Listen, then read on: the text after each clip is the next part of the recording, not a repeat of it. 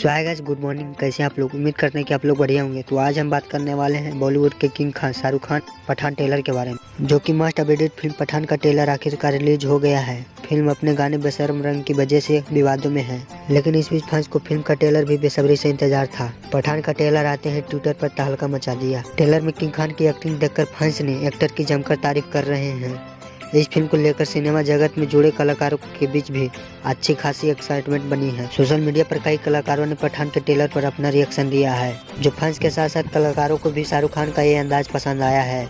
South के superstar ने पठान की ट्रेलर तारीफ किया है। एक्टर विजय थालापति ने ट्विटर पर लिखा है, शाहरुख खान सर आपको बधाई और आपकी टीम पठान के लिए शुभकामनाएं। और रामचरण ने ट्विटर पर लिखा है, शाहरुख खान सर आपको बधाई और आपकी टीम पठान के लिए शुभकामनाएं। और शाहरुख खान आपको ऐसे ही एक्शन सीक्वेंस में देखने के लिए एक्साइटेड हूँ। गौरी खान और उनके मैनेजर पूजा डडलानी ने भी ट्वीट किया। तो दोस्तों, पठान मूवी का ट्रेलर देखें? अगर देखें तो कमेंट जरूर करें।